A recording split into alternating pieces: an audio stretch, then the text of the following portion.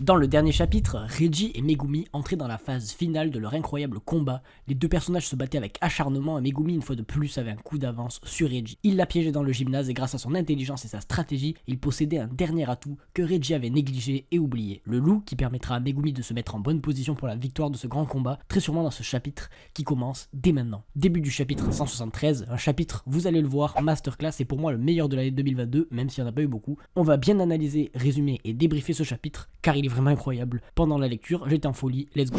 Reggie est au sol, blessé et touché par la dernière attaque de Megumi et de son Shikigami. Megumi a fait croire qu'il avait en fait perdu l'atout qu'est le chien pour que Reggie l'oublie, mais il l'avait en fait dans sa manche, ce qui donnera la victoire à Megumi. Et ici, ce qui donne la victoire à Megumi n'est finalement même pas sa puissance ou son extension du territoire, c'est son intelligence au combat et sa stratégie qui lui donne un coup d'avance. Megumi est vraiment redoutable et digne d'être un futur grand chef de clan, notamment le clan Zenin. Reggie reconnaît sa défaite et qualifie d'ailleurs Megumi d'exorciste des temps modernes. Reggie, donc, avec sa connaissance de Kenjaku, serait peut-être un exorciste du passé, ce qui expliquerait notamment sa puissance et son expérience. Reggie le sait, Megumi ne s'échappait pas, il conduisait volontairement Reggie dans le gymnase pour le piéger avec son extension du territoire. Mais, même s'il voulait s'enfuir, Megumi n'aurait pas pu car Nue n'en était pas capable. Megumi interroge Reggie sur sa relation avec Tengen et Reggie le qualifie d'ermite et semble être étonné qu'il soit encore en vie. Cela pourrait bien renforcer le fait que Reggie soit bien un exorciste du passé car il connaîtrait Tengen. Selon Reggie, la traque mortelle et le but de rapprocher Tengen ne serait qu'une façade du plan de Kenjaku pour dissimuler quelque chose d'encore plus grand qui nous est encore bien mystérieux pour l'instant. Megumi se doit aussi donc d'envisager la possibilité que Tengen travaille avec Kenjaku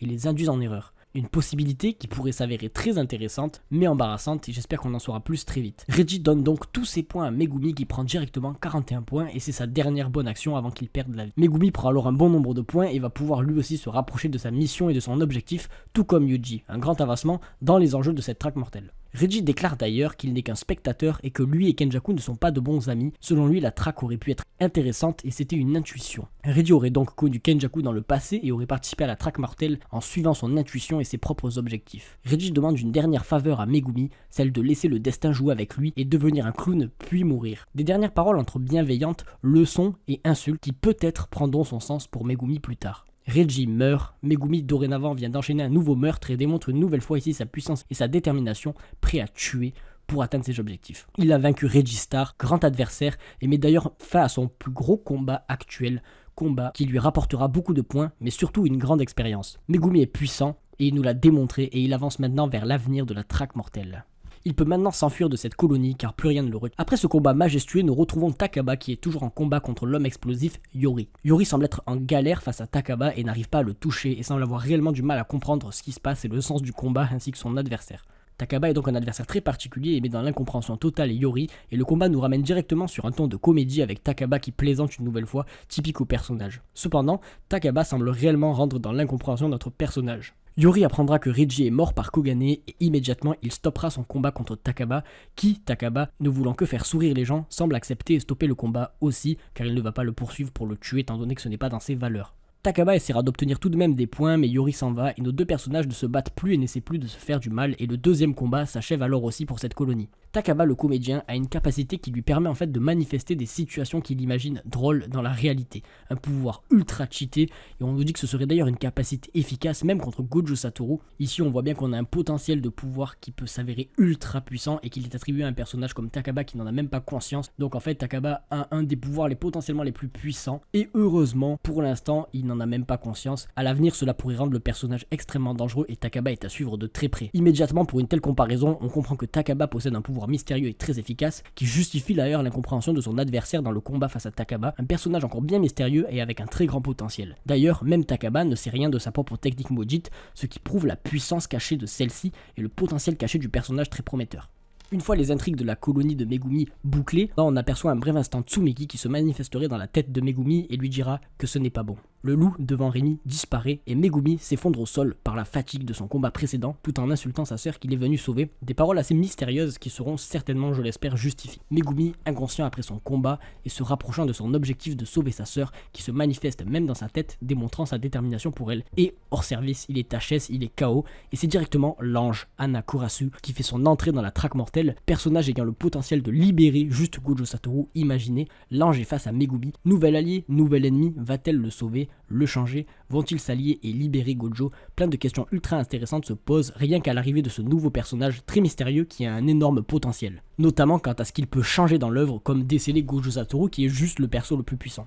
Hâte de voir la suite, et ici grosse dinguerie d'Akutami qui prépare déjà la suite de Megumi, la suite de l'ange, et donc le potentiel décèlement de Gojo Satoru commence à s'esquisser rien qu'à l'arrivée de ce personnage très mystérieux qui rajoute beaucoup de peps et d'intrigue dans l'œuvre. La situation à l'intérieur de la barrière de la ville de Sendai a atteint un pic intense dépassant celui de Tokyo et se développe à un rythme rapide et agressif. Une colonie donc très dangereuse qu'il va falloir suivre de très près.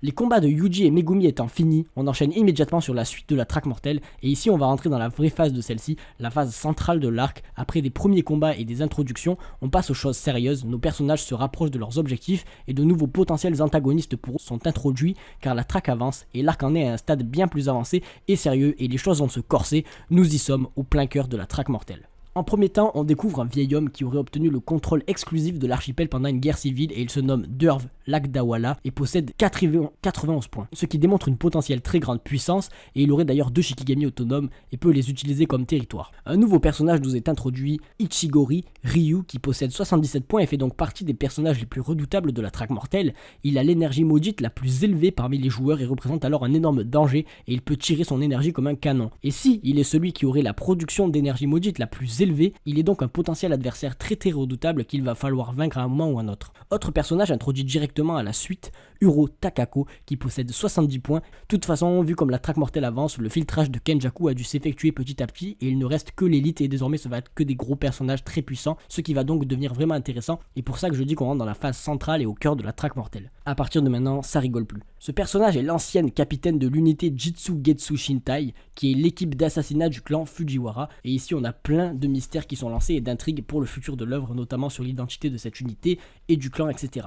D'ailleurs, sa technique maudite lui permettrait de manipuler le ciel, ce qui est très étrange, mais un pouvoir très intéressant et potentiellement très puissant. Hâte de découvrir tout ça, et une nouvelle intrigue est lancée. Autre personnage introduit, Kurorushi, qui possède 54 points, c'est un fléau cette fois et on a donc tous les profils de la traque. Il a été libéré de la manipulation maudite de Kenjaku et représente donc lui aussi un grand danger. Ses qualités spéciales seraient en sommeil jusqu'à ce que les conditions pour l'éveiller disparaissent. On nous dit que sans alliance, leurs 4 capacités à ces 4 personnages égales forment une relation complexe, où ils atteignent en fait une impasse à 4 voies. Ces 4 personnages alors seraient potentiellement faits pour s'allier ou d'anciens alliés du passé qui pourraient en fusionnant leurs pouvoirs devenir très redoutables. Cependant, tout cela s'est effondré pour une simple et bonne raison. Après le défilé des 100 démons, un personnage a retrouvé le grade d'exorciste de catégorie spéciale en seulement 3 mois. Et dans cette ère moderne de l'exorcisme, il est celui qui se trouve juste derrière Gojo Satoru. Étant donné que Gojo Satoru le plus fort est actuellement scellé, ce personnage qui a tout fait s'effondrer est actuellement le potentiel plus fort. Et il s'agit du prodige Okotsu Yuta qui possède 35 points. Et Yuta Okotsu vient d'assassiner Durv Lagdawala et c'est 91 points sans avoir une seule égratignure. Yuta fait son arrivée dans la traque mortelle et il a une entrée en scène de fou furieux, j'ai presque hurlé. Non, sérieux, Yuta est introduit par Akutami ici d'une manière incroyable et épique qui met en avant le danger qu'il représente et sa puissance ainsi que son potentiel et le rôle qu'il jouera dans la traque mortelle. Une entrée en scène digne de ce nom pour un personnage qui est qualifié de prodige et de tellement puissant qu'il est juste derrière Gojo Satoru qui en plus est scellé. Yuta actuellement est peut-être bien le plus fort et peut-être même le plus fort de la traque mortelle et il fait son entrée en beauté de manière épique dans cet arc, en éliminant d'ailleurs un adversaire qui semblait surpuissant avec 91 points. Yuta pose déjà problème aux adversaires et c'est la fin de ce chapitre incroyable ici. Wow, quel chapitre de fou furieux. Je vous l'avais dit, on passe à la vitesse supérieure et on entre au cœur de l'arc, mais vraiment au cœur. On est dans la phase suivante, le stade supérieur, le plein cœur. Une fois les combats de Megumi et Yuji conclus, les points récupérés, l'objectif se rapproche et forcément la traque va s'intensifier. L'ange débarque directement et les très gros enjeux qui l'amènent avec lui de la suite de la traque mortelle sont là. Une grosse partie de la suite se dessine notamment avec le décèlement de Gojo Satoru.